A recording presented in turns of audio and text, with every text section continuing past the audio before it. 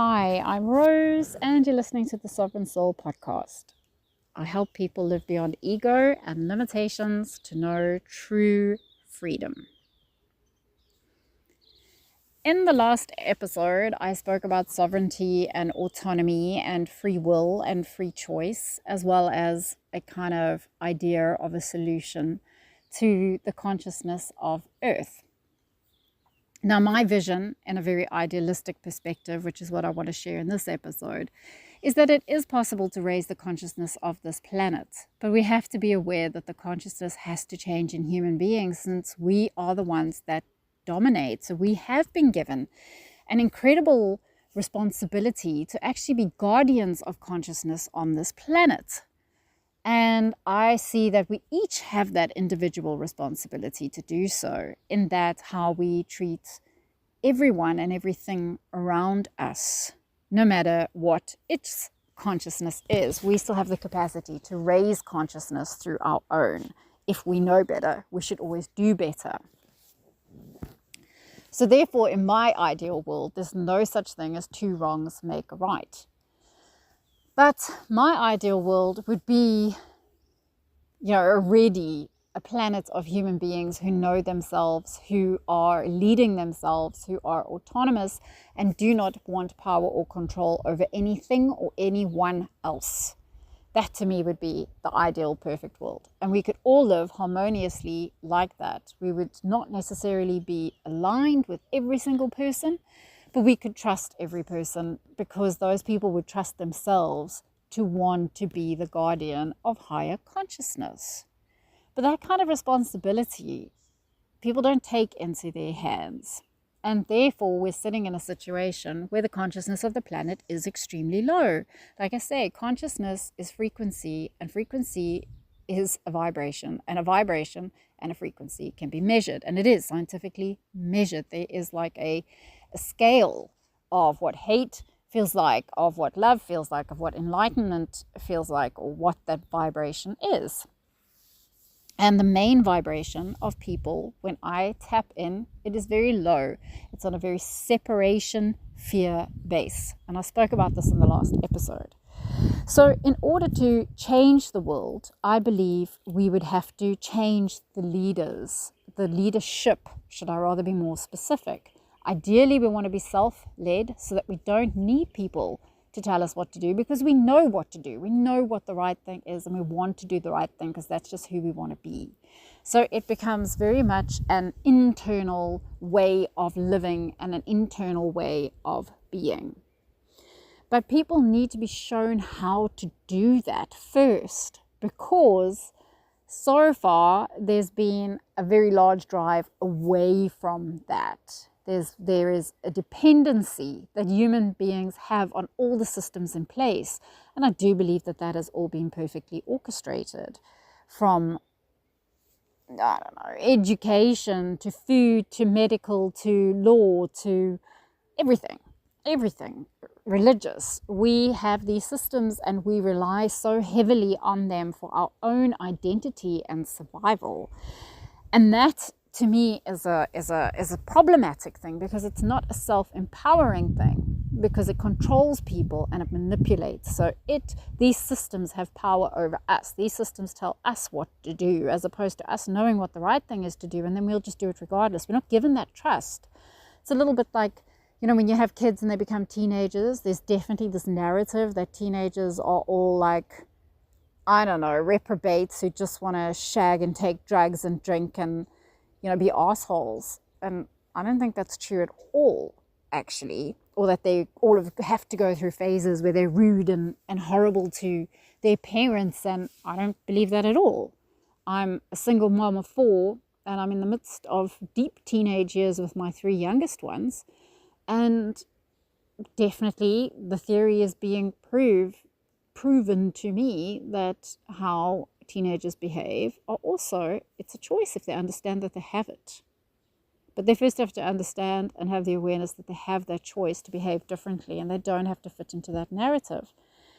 And like I say, it's no different with human beings. We're treated as if we're these reprobates that can't be trusted and can't make decisions for ourselves, when in fact if we were left to our own devices, I think we would all be able to do that without all this interference and control that comes from the outside. Because the more something is controlled, the more people push against it.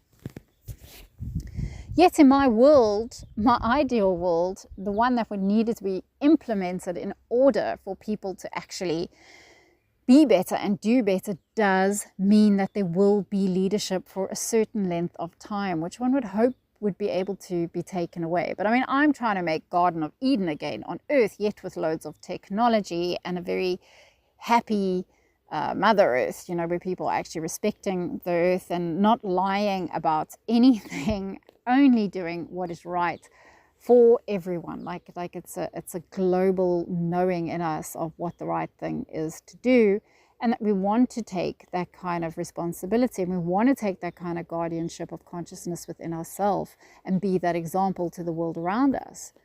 But it has to start from the top. So if you've been in a family that's massively dysfunctional, a healthy society will observe the problems within the child and the way the child is like behaving. So say it could be through just community interaction, and perhaps there will be an educating that happens in certain ways, but you know, there might be, I don't know, whatever, but you can see when something's not, when a kid's not happy, when something's off, it's very apparent.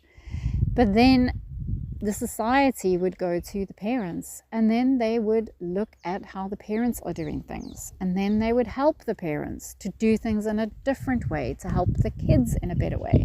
Because the way society runs now, there is no help or support, and the toxicity and the dysfunctions coming from generations behind us, that's just been passed on over and over and over again, because people don't know any better. People are actually doing the best with what they can, and that's what that unconsciousness is, that subconscious programming of behaving from a space of most shit that you don't even realize you're doing. Like 90% from subconscious. Subconscious is unconscious.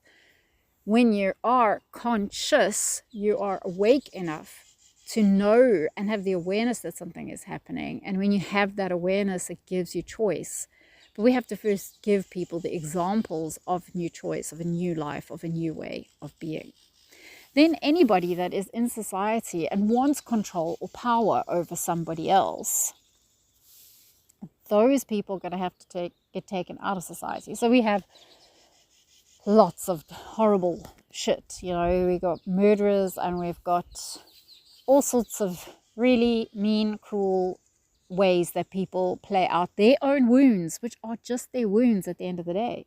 So even if I speak about something on a small scale of a kid that's not okay, and you can go to the parents and try and rectify that, these people who are behaving in these really low conscious ways are behaving from their wounds, and ultimately treating them the way that they've treated others is not showing them that there's another way to live. It's not showing a kindness at all. All it's doing is perpetuating the problem by going, well, you did it, so we're going to do it because you just got to get out of society. So you killed, we're going to kill you. I think that's appalling. It doesn't make any sense, because the consciousness is exactly the same as the one who murdered in the first place. You're just doing it in a different name, like people who've gone and done these fucking crusades in the name of God, or Spanish Inquisitions, or any kind of genocide. I mean, any kind of inequality is revolting, or superiority of people thinking that they know better.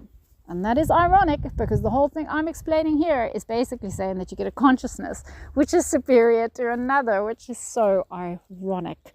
But let me just play out my little dream here anyway.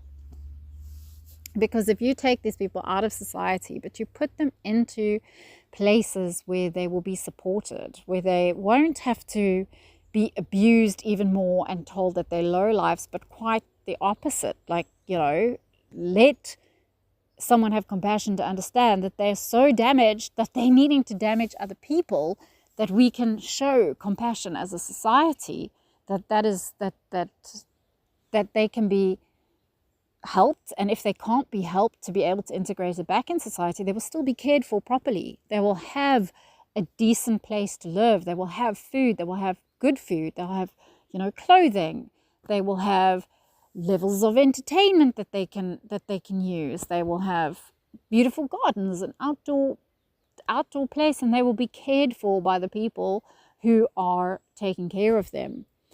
And they will even be given the option of moral philosophy. Again, I do understand the irony of what I'm saying from the perspective of what rights has somebody got to decide what's the right way to live and what's not the right way to live. I think I can just see a way that most people are going to be happy. Most people are going to be happy if we can live from a high consciousness, because high consciousness feels good. The vibration is high, feel nice. Low vibration, fear, separation don't feel nice. So you want most people to feel nice and you want to help them get there. So my way would be to take these people who can't perform in society at a high vibration and put them in a place where they can learn how to, if they wanted to, or at least they just wouldn't be a problem to anyone in society. Again, and I call it a problem, but basically rather they're not going to be able to hurt others. And I also wouldn't think that these places would be a place of like where they would be put, where there would be a hierarchy of any sorts. I mean, of course they need to be run well, but like I say, there would be an equality amongst all beings always. That we need to know, that there's nothing that actually separates us other than the idea of the separation inside of our minds. So that would be my ideal world. It's a world that does work together to care for everybody, and everybody wins and everybody learns how to lead themselves. Sorry, I can't think of the right word. How to lead themselves in a way where they don't need to be led anymore, because everybody just knows the right thing. They understand the concept of empathy. They're not going to do something that's going to be shitty for someone else or for anyone else. They are not going to only be, after what's good for themselves. But ironically, when you really get to the core of the good for yourself from a space of a higher vibrational consciousness, then it's only going to be good for everybody, actually. So that's my ideal view. And I do want to say, I do see the irony of making decisions over somebody else's life to decide what will be better or worse for them. I'm trying to explain it from a perspective of vibration and frequency, like this one feels good, this one doesn't feel good. But at the same time, I also understand that it's just another kind of a dictatorship to a degree too. And I will save that for another episode, because, like I say, philosophy never comes to conclusions, because there's always another way to think of something. There's always another angle. I wouldn't want to control anybody, and I would want everybody to choose how they want to live, and I would choose what I've chosen for myself over and over and over again. But I can't be guaranteed that other people would want to do the same for themselves ever. And then maybe the choice that I would have would be, when I die, I'm gone. I'm never going to come back to this place or this planet or this physical experience, because I don't vibe with it anymore.